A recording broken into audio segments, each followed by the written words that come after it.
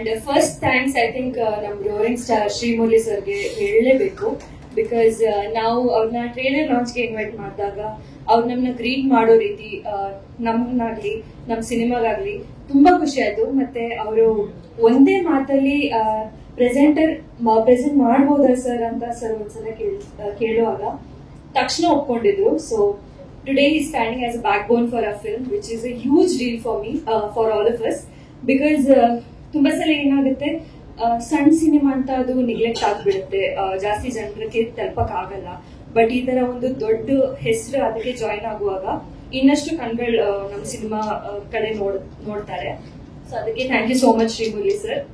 And coming to ಬಿಳಿ ಚುಕ್ಕಿ ಹಳ್ಳಿ ಅಂಕಿ, ಈ ಸಿನಿಮಾ ನನಗೆ ಅರೌಂಡ್ 2 years ಮುಂಚೆ ಮೈಸೂರ್ ನರೇಶನ್ ಕೊಟ್ಟಿದ್ರು. ಸೊ ನನ್ನ ಫಸ್ಟ್ ಥಾಟ್ ವಾಸ್, ಎಷ್ಟು ಡಿಫ್ರೆಂಟ್ ಆಗಿದೆ ಅಲ್ವಾ, ಈ ತರ ಕಥೆ ನಾನಂತೂ ಕೇಳಿರ್ಲಿಲ್ಲ.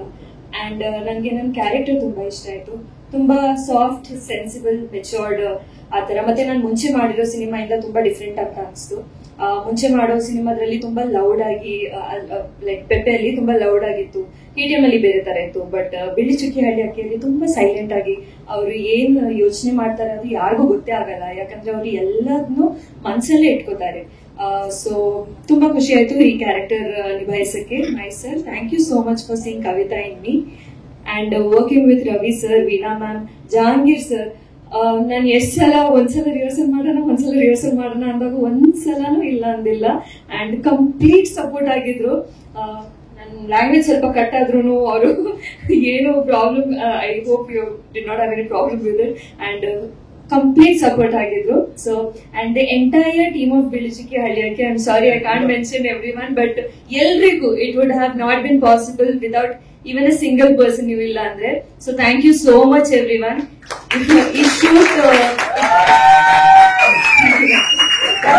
ಭಯ ಯಾವಾಗ ಇರುತ್ತೆ, ಯಾಕಂದ್ರೆ ಭಯ ಒಂದು ಜವಾಬ್ದಾರಿಯಿಂದ ಬರುತ್ತೆ. ಭಯ ಯಾಕಂದ್ರೆ ನೋಡಿ, ಇಷ್ಟು ಕ್ಯಾಮ್ರಾಗಳಿದೆ, ಇವರು ಪೇಷನ್ಸ್ಲಿ ಕೂತಿರ್ತಾರೆ, ನೆಕ್ಸ್ಟ್ ಇನ್ನೊಂದು ಇವೆಂಟ್ ಇರುತ್ತೆ. ಆ ಜವಾಬ್ದಾರಿ ಇಲ್ಲಿಂದಾನೇ ಸ್ಟಾರ್ಟ್ ಆಗುತ್ತೆ. ಕೇವಲ ಶುಕ್ರವಾರದೊತ್ತು ರಿಲೀಸ್ ಆಗುತ್ತೆ ಸಿನಿಮಾ, ಓಡುತ್ತೋ ಇಲ್ವೋ ಆ ಭಯದಿಂದ ಜವಾಬ್ದಾರಿ ಬರಲ್ಲ. ಜವಾಬ್ದಾರಿ ಇಲ್ಲಿಂದ ಸ್ಟಾರ್ಟ್ ಆಗುತ್ತೆ. ನಾನು ಇವತ್ತು ಚೆನ್ನಾಗಿ ಮಾತಾಡ್ತಾ ಇದ್ದೀನ, ಟೀಮ್ ನಿಜವಾಗ್ಲೂ ನನಗೆ ಗೌರವ ಕೊಡ್ತಾ ಇದ್ದೀರಾ, ನಾನು ಅವ್ರ ಟ್ಯಾಲೆಂಟ್ ನ ಜಸ್ಟಿಫೈ ಮಾಡಿದೀನ. ಇಲ್ಲಿ ಲೀಡರ್ಗೂ ಬಾಸ್ಗೂ ಇರೋ ಒಂದು ಡಿಫ್ರೆನ್ಸ್ ಇರುತ್ತೆ. ನಮಗೂ ಭಿನ್ನಾಭಿಪ್ರಾಯ ಅಭಿಪ್ರಾಯಗಳು ಬರ್ತವೆ, ಮಿಸ್ಅಂಡರ್ಸ್ಟ್ಯಾಂಡಿಂಗ್ ಗಳಾಗ್ತವೆ. ಬಟ್ ಆದ್ರೂ ಟೀಮ್ ಹೆಂಗ್ ಬೌನ್ಸ್ ಆಗುತ್ತೆ. ಸಂಸ್ಕೃತದಲ್ಲಿ ಯಾವಾಗೊಂದು ಇದಿರ್ತಾ ಇತ್ತು, ಒಂದು ಶ್ಲೋಕ ಇರ್ತಿತ್ತು, ನೀನು ರಬ್ಬರ್ ನ ಬಾಲ್ ತರ ಇರ್ಬೇಕು, ಮಣ್ಣಿನ ಬಾಲ್ ತರ ಅಲ್ಲ ಅಂತ. ಹಿಂಗ್ ಹಾಕಿದ್ರೆ ಕೆಳಗಡೆ ಇದಾಗಬಾರ್ದು. ಸೊ ನಾನು ಯಾವಾಗ್ಲೂ ಹೇಳ್ತೀನಿ, ಸಕ್ಸಸ್ ಅನ್ನೋ ತಲೆಗೆ ಹೋಗ್ಬಾರ್ದು, ಫೇಲ್ಯೂರ್ ಅನ್ನೋದು ಹಾರ್ಟ್ ಹೋಗ್ಬಾರ್ದು ಅಂತ. ನನ್ನ ಎಂಟೈರ್ ಟೀಮು ಅದನ್ನ ನಡುವೆ ಇಟ್ಕೊಂಡು ಕೆಲಸ ಮಾಡಿದ್ದಾರೆ. ಸೊ ಆ ಜವಾಬ್ದಾರಿ ಅವ್ರಿಗೂ ಹಂಚಿದ್ದೀನಿ. ಅವ್ರು ಅಷ್ಟು ಚೆನ್ನಾಗಿ ಸಪೋರ್ಟ್ ಮಾಡಿರೋದಕ್ಕೆ ನಾನು ಯಾವತ್ತಿದ್ರು, ನಾನು ಟೀಮ್ ಇಲ್ಲ ಅಂದ್ರೆ ನಾನಿಲ್ಲ. ಬಟ್ ಅವ್ರ ಬಗ್ಗೆ ಒಂದೊಂದು ವೇದಿಕೆಗಳಿಗೆ ಸ್ವಲ್ಪ ಕಡಿಮೆ ಮಾತಾಡಕ್ಕೆ ಅವಕಾಶಗಳು ಸಿಗುತ್ತೆ ನಮ್ಗೆ. ಆ ಕಡಿಮೆ ಅವಕಾಶದಲ್ಲಿ ಏನ್ ಜಾಸ್ತಿ ಮಾತಾಡಕ್ಕಾಗತ್ತೆ ಅದನ್ನ ಜಾಸ್ತಿ ಮಾತಾಡಕ್ಕೆ ಪ್ರಯತ್ನ ಪಡ್ತೀನಿ. So once again for all my wonderful team, thank you so much. ನೀವಿಲ್ಲ ಅಂದ್ರೆ ನಾವಿಲ್ಲ. ನಮಗೂ ಚಪ್ಪಲ್ ನೋಡಿರಪ್ಪ, ಪೇಮೆಂಟ್ ಕ್ಲಿಯರ್ ಅಂದ್ರೆ ಯಾರು ಚಪ್ಪಲ್ ನೋಡಿಲ್ಲ ನೋಡಿ.